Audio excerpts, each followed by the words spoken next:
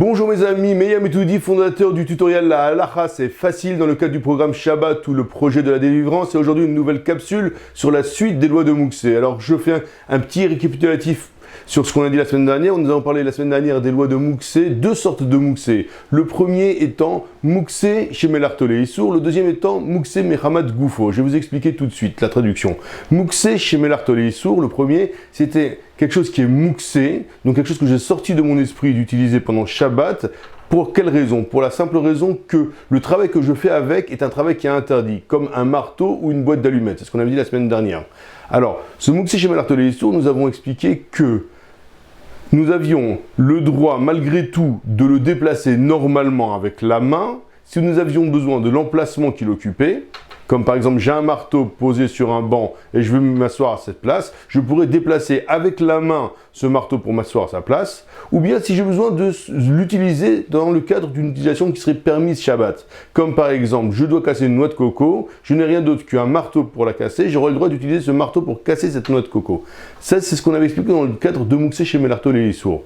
Aujourd'hui, je voudrais m'appesantir sur le deuxième sorte de Mouksé. Si vous vous rappelez bien, la semaine dernière, nous avions parlé de pierre. Si j'avais un caillou qui était posé sur un banc, alors ça, c'est un Mouksé Mehamad Goufo. C'est un objet que même en semaine, c'est un objet que je n'utilise pas, ou que j'ai sorti de ma tête d'utiliser.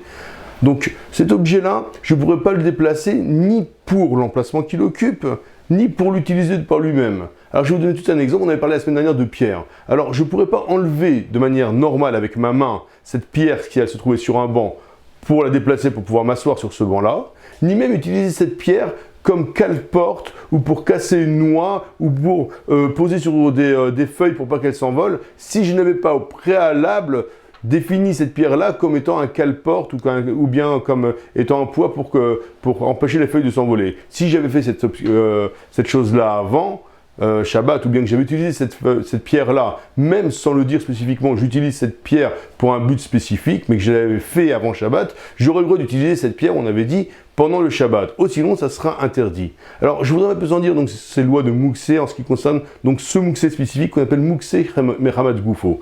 Et je voudrais vous faire comprendre une première chose. Tous ces Mouksé, nous avons dit que nous avons le droit de les déplacer de manière pas normale, à savoir avec le coude, avec un balai ou un bâton, ou bien avec un autre objet qui sera utilisé par exemple avec un couteau, et on verra ça, on va expliquer tout ça dans la suite.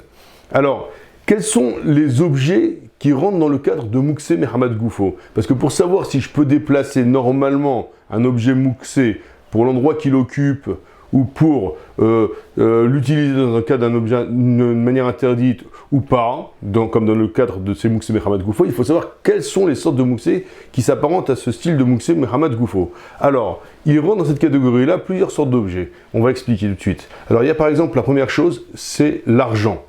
L'argent, on n'a pas le droit de le déplacer pendant le Shabbat. On fait attention à son argent, on fait attention à ne pas l'utiliser de n'importe quelle manière. Shabbat, il n'y a aucune utilisation. C'est un Mouksé Mehamad Goufo. Il y aura aussi de la terre qui rentrera dans ce cadre-là. J'ai un pot de terre, je n'aurai pas le droit de le déplacer pendant le Shabbat. Je ne parle même pas de plantes, ça rentre dans un autre cadre. Pourquoi on n'aurait pas le droit de déplacer une plante enterrée pendant le Shabbat, un pot de terre avec une plante dedans? C'est pour un autre sujet. Mais même un pot avec seulement de la terre ou un sac avec de la terre, je n'aurai pas le droit de le déplacer Shabbat.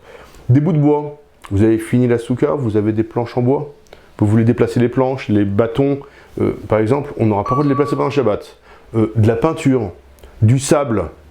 Alors le sable, on aura le droit de marcher sur le sable.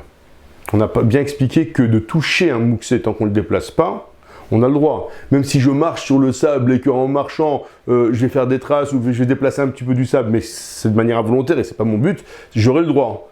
Donc se promener sur la plage pendant Shabbat, ça je ne sais pas si c'est tellement autorisé, il faudrait rentrer dans un autre sujet, un autre cadre, sur d'autres lois. D'abord, premièrement, indigne de Hérouv, je ne vais pas rentrer dans tous ces détails-là, mais en principe, marcher sur du sable, donc ça sera moutard, mais de le déplacer, on n'aura pas le droit. Maintenant, il y a d'autres choses qui sont mouxées. Alors, des écorces. Alors, des écorces, il va falloir faire une distinction dans les écorces. Alors, des écorces de fruits ou de légumes, il va falloir faire une distinction. Est-ce qu'elles sont consommables par un animal ou pas consommables par un animal? Si elles sont consommables par un animal, j'aurai le droit de les attraper avec la main et de les déplacer. Si elles ne sont pas déplaçables par un animal, consommables par un animal, je n'aurai pas le droit de les déplacer directement avec la main. Alors, qu'est-ce qui est consommable par un animal? Des peaux de banane, des peaux d'orange, des peaux de n'importe quel fruit ou de légumes, ça c'est consommable par un animal. Des os. Alors des os, si c'est des os qui sont mous comme des os de poulet, des choses comme ça, on a le droit de les placer avec la main, parce que c'est consommable par un animal. Un os comme un os à moelle que vous mettez certainement dans le couscous pendant Shabbat, ça, une fois que vous aurez fini de le consommer, de le déplacer avec la main, tout seul, on n'aura pas le droit de le déplacer. On verra dans un autre tutoriel comment déplacer des choses comme celle-là, qui c'est un petit peu compliqué. Si, je vous le dis en gros, si cette chose, cet os à moelle, est encore dans une assiette avec d'autres nourritures ou choses comme ça, on pourra le déplacer les deux ensemble. D'accord? Juste entre parenthèses. Donc ça, c'est ce qui concerne les écorces. Alors maintenant, exemple, vous prenez des pépites de tournesol, des choses comme ça, ce qu'ils appellent les Tunisiens les glivettes. Alors, vous les mangez pendant le Shabbat. Maintenant, je retrouve avec quelque chose de mouxé dans la main. Comment ça se passe, cette histoire-là? Alors, je vous donne toutes les phases et tous les détails. Au départ, cette pépite-là n'était pas mouxée puisqu'il y avait une graine dedans. Je la mange. Je sors l'écorce. Ça, j'ai le droit. Pourquoi? Parce que c'est la manière de manger. Donc les Khamim n'ont pas situé un problème de mouxé dans ce cadre-là. Maintenant, j'ai l'écorce dans la main. Tant qu'elle est dans ma main, je peux faire ce que je veux. Je peux rester comme ça, me promener avec cette écorce, la bouger de la manière dont je veux. Une fois que je l'ai posée, je n'aurai plus le droit de la déplacer. Parce qu'elle est mouxée, mais ramad goufo. Il n'y a aucune utilité à cette chose-là. Comment je vais faire pour la déplacer? Eh bien simplement, ou bien je l'ai mis dans un petit récipient qui est sur la table, en ayant précédemment prévu de mettre dans ce récipient-là quelque chose qui est consommable, ou quelque chose qui est utilitaire. Par exemple, j'ai mis dedans une pépite qui est entière. Donc maintenant, si je mets toutes les écorces par-dessus, j'aurai le droit de déplacer tout ce pot et de jeter ça à la poubelle. Ou bien, j'ai mis par exemple dedans une cuillère, c'est quelque chose qu'on utilise, donc je pourrais aussi mettre les écorces de pépite et déplacer et jeter toutes ces écorces-là, sans problème. Ça, c'est en ce qui concerne par exemple donc les pépites. Maintenant, si je les ai mis sur la table, comment je fais pour les déplacer? Eh bien sur la table, je peux les déplacer, ou bien avec comment on appelle ça? Ou bien avec une serviette, ou bien avec un couteau, à l'aide d'un objet, j'aurai le droit donc de les déplacer.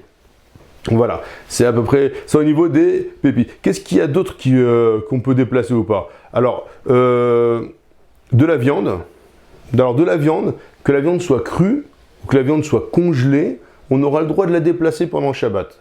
Je sais qu'il y a des personnes, des poskim qui disent que la viande congelée, ça pourrait poser un problème. Dans l'Ilkut Yosef, il ramène que c'est moutarde, donc de déplacer cette viande congelée ou cette viande crue. Cette viande crue, par exemple, elle va s'abîmer, je vais la mettre au congélateur pendant Shabbat, j'aurai le droit de la mettre au congélateur. J'ai de la viande congelée dans le congélateur et j'ai besoin de prendre des choses qui sont derrière. J'ai des glaces que je vais donner aux enfants. J'ai le droit d'enlever la viande congelée pour prendre les glaces pour les donner aux enfants, reprendre la viande congelée et de la remettre au congélateur. Ça sera autorisé. Qu'est-ce qu'il y a d'autre qui sera autorisé? Une mezouza. J'aurai le droit maintenant de déplacer une mezouza parce qu'une mezouza, j'ai le droit d'étudier dedans comment c'est écrit, qu'est-ce qu'il y a marqué à l'intérieur. J'aurai la déplacer pendant Shabbat.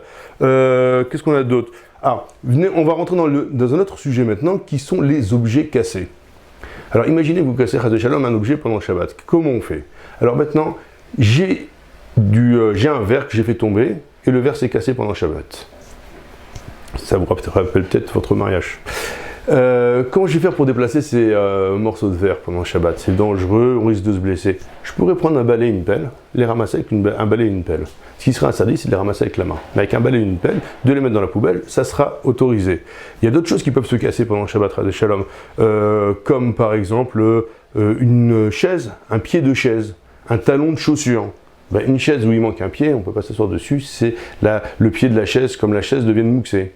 On a dit qu'on a le droit de le déplacer, donc ou bien avec un autre objet, ou bien de manière différente. Un talon de chaussure, vous avez cassé votre talon, mesdames. Entre guillemets, les talons, c'est pas forcément le top au niveau ilkratique, au niveau sniout, mais ça on en parlera peut-être une autre fois.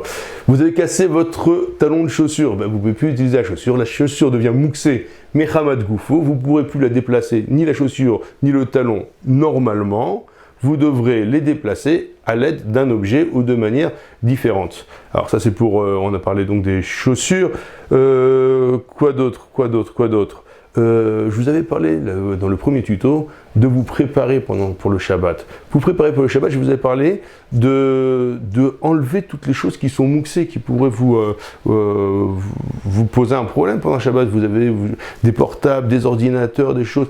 Alors il y a une autre chose qui rentre dans le cadre de mouxé chez Mohamed Goufo, l'argent, on l'a dit. Il faudra faire attention de penser à enlever l'argent qu'on pourra avoir dans les poches. Je vous souhaite beaucoup de bonheur, beaucoup d'argent, beaucoup de parnassa.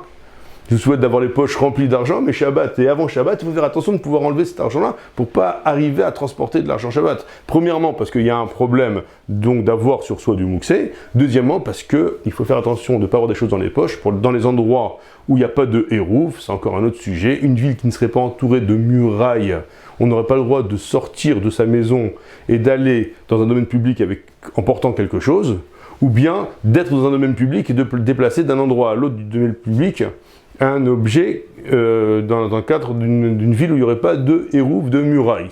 Je ne vais pas rentrer trop dans les détails de cette chose-là. Enfin, tout ça pour vous dire que si maintenant j'ai un habit et dans les poches de ces habits j'ai quelque chose de moussé, c'est un problème Shabbat, donc il faudra penser à les enlever avant Shabbat. Alors maintenant, je me retrouve, j'ai mis ma veste, ou j'ai mis mon pantalon, et je me retrouve, maintenant c'est Shabbat, et zut, j'ai de l'argent dans les poches. Je suis à la maison, je ne sais pas quoi faire.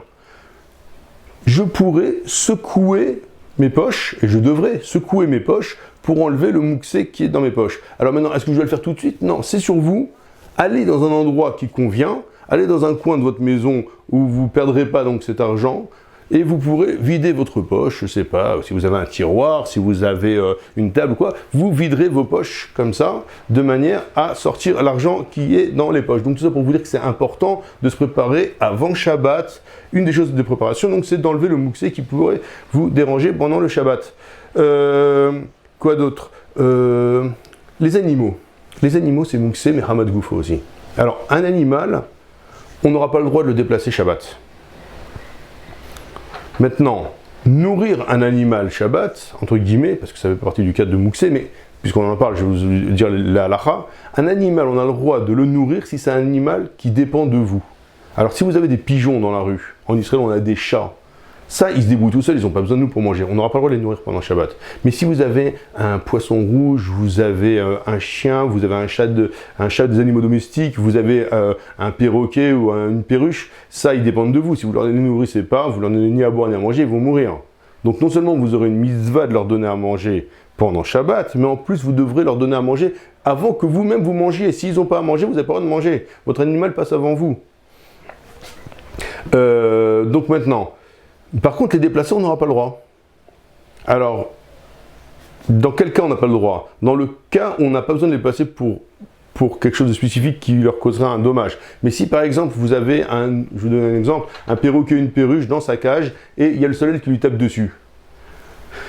Alors là, le pauvre quoi, il y a un digne de tsar balechaim, de ne pas faire du mal à un animal. Vous voyez que la Torah fait attention même aux animaux, même aux petits animaux exotiques, même aux perruches, de ne pas leur faire du mal. Et même s'il y a des lois de Shabbat qui sont très importantes, on permettra malgré tout de déplacer ces animaux pour pas qu'il y ait du mal, même de leur donner à manger, donc on a dit avant nous. Donc vraiment la Torah, même pour les animaux, fait attention. La Torah fait attention en vérité à toute la création.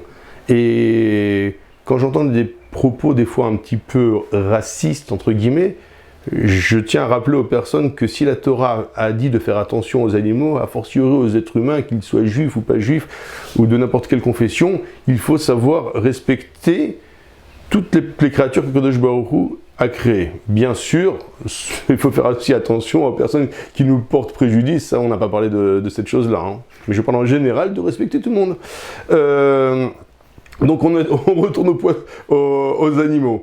Autre cas, le poisson rouge. Alors le poisson rouge avec son bocal, ben ça je pourrais pas le déplacer pendant Shabbat, le bocal. Parce que aussi ça c'est indigne de mouxé. D'accord? Maintenant, cas par exemple de ce qu'on appelle tsar balechaim, l'animal